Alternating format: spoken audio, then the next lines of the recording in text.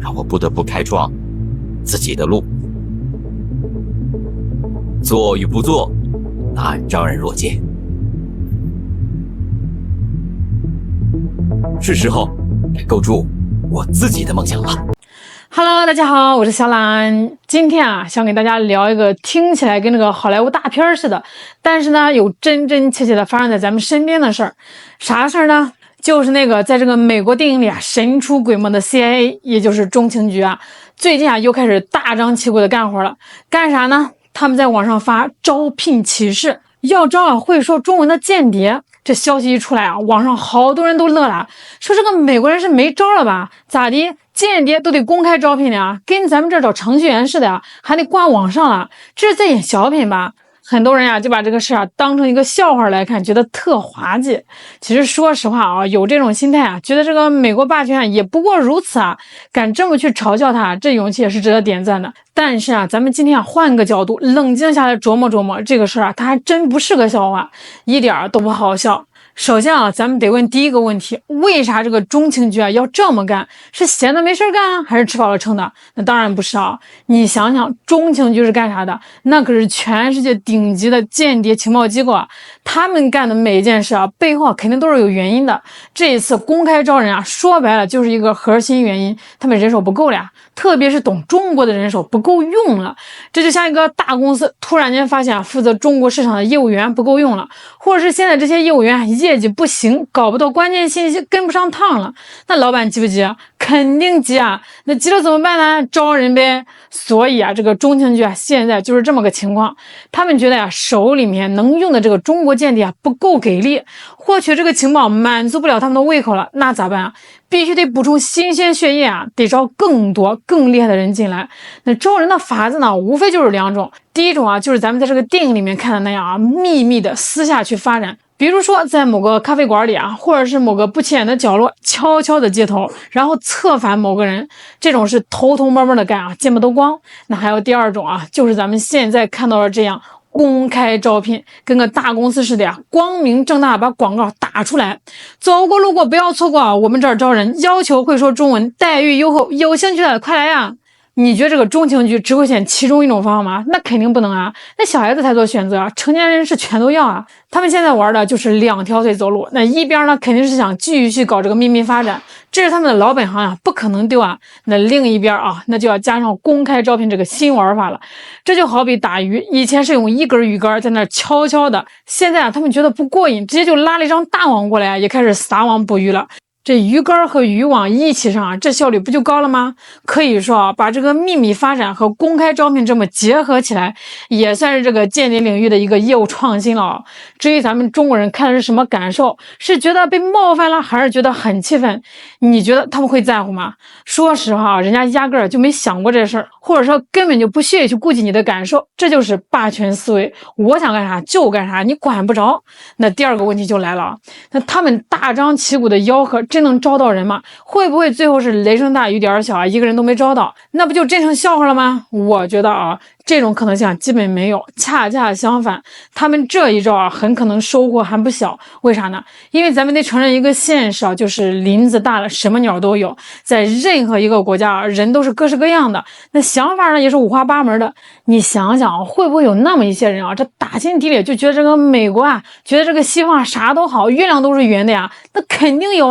那会不会有一些人因为种种原因对咱们自己的这个国家有怨气，那就成了恨国党？也肯定有。还有一些人可能就是为了钱，为了这个绿卡，或者就是想追求点刺激，觉得当这个间谍特酷，能满足自己的虚荣心。所以你看有这么多种不同的人不同的动机。中情局现在干的事就是把这个招聘量往外一发，它就像一块大磁铁，把周围各式各样的小铁钉都给吸引进来。那些本来就心里有鬼或者是有想法的人一看，哟，这个官方渠道来了这不比自己没头苍蝇似的乱撞强那不得赶紧去报名试试说白了，当代中国的社会很复杂，人心也很复杂，那这种复杂性就成了这个中情局可以利用的土壤。在这片土壤里想要培育出几个几十个他们需要的情报人员那可真的是太容易了。所以咱不能太天真，觉得这事不可能发生。对中情局来说这根本不是什么难事儿，甚至可以说是一件不费吹灰之力就能办成的事儿。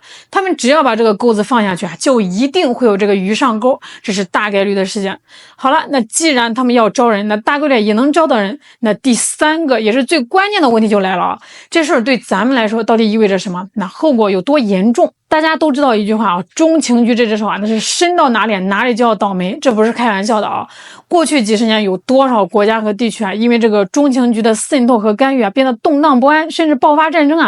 以前他们的手就已经伸到咱们内部了，现在呢他们觉得还不够，还要变本加厉，还要升级换代，公开招人，要把这个摊子铺得更大。这对咱们中国意味着什么？我觉得只要脑子清楚都明白这意味着危险。就说咱们这个稀土吧，美国的《华尔街日报》说了，中国现在可重视这稀土了，不光管着矿，还管着人。啥意思就是说以前咱们只管这个稀土挖出来卖不卖，现在咱们还要盯着那些懂技术的人才，怕他们被人挖走了。这说明咱们国家对这个稀土这块是真上心了，这可是上升到国家安全高度了。去年年底咱们就发通知了，好多这个稀土技术都不让往外出口，这下可把这个美国那帮人急得跟团团转呀。以前是想买啥买啥，现在可好，想买买不到了，想找替代品，对不起，没门儿。在这场供应链大战里西方那帮人那是妥妥的落了下风了。所以他们就除了偷偷摸摸的搞点走私之外又把这个歪主意打到咱们的技术专家头上了。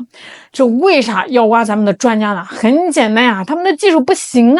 咱们中国的科学家那技术那设备那全世界都是顶呱呱的，他们手里这个系统快要用完了，可不得急着找替代方案吗？想学咱们的技术，那最快的办法可不就是来咱们这儿挖人吗？为了挖人那可是下了血本的就外国的大财团那是真金白银的往外砸还真有那么一些咱们的技术专家没顶住诱惑，这悄悄的就消失了，去了国外搞科研。这些人手里可掌握着稀土的核心技术和管理经验这对于咱们国家的稀土安全那可是个大威胁。所以为了防止这个技术外流咱们国家要求这个稀土行业的所有企业都得把这个专家的名单给报上来，这事儿那是合情合理，一点毛病都没有。其实从前年开始外国收买咱们技术专家的动作就越来越快了。听说有的这个专家就收了国外的几十万美元，透露了很多内幕网上传言还有技术总监去了加拿大实验室为外国效力。尽管有些消息还是需要证实的，但毫无疑问在中美科技和资源这块的较量中咱们中国必须要加强对这个人员的管理和控制，不能让对方轻易就把咱们的宝贝给挖走了，这可是关系到咱们国家的大事如果你还觉得有点模糊，我举个例子你就看看前段时间这个伊朗和以色列的冲突，这个伊朗为什么吃了那么大亏？很多关键人物、关键的设施都被精准打击，很重要的一个原因就是内部出了问题，被人家渗透的像个筛子一样情报都泄露出去了，你在明处，敌人在暗处，这仗还怎么打呀？所以中情局公开招募中国间谍这个事儿它一点都不好玩，更不是什么滑稽剧，它就是一个非常严峻的警报，是在提醒咱们每个爱国的中国人必须得高度警惕起来了。说实话，中情局这个机构绝不是什么等闲之辈，咱们在网上骂他黔驴技穷说他内外交困骂一骂出气当然没问题但是骂完之后心态一定不能掉以轻心。放眼全世界敢真正小瞧中情局，把它当成纸老虎的人真没几个人。因为直到今天这个机构的破坏力依旧是非常非常强，所以咱们该咋办？光骂没用光着急也没用，咱们首先要做的就是高度警惕，从国家到我们每个普通人都要有这种防范意识，知道有这么回事，知道这个危险就在身边。那其次呢，咱们也得学聪明点原文里有句话说得好，要学会以其人之道还治其人之身。那这话是什么意思可不是说咱们也要去搞什么卑鄙的伎俩，而是说咱们也要虚心的向对手学习他们的情报和反情报工作是怎么做的，研究他们的套路，这样才能更好的防范他们，甚至反制他们。下次再看到中情局招人这个新闻别再跟着别人傻笑了，这背后是这个美国对华战略的一部分，是一场实实在在的暗战。咱们能做的不是把它当成段子看，而是要把它当成一个警钟，保持清醒，保持警惕，在战略上藐视它，在战术上一定要重视它，因为只有这样咱们才能在这场看不见的战争中立于不败之地。好了，今天就给大家唠到这儿了，我是小懒，我们下期再见。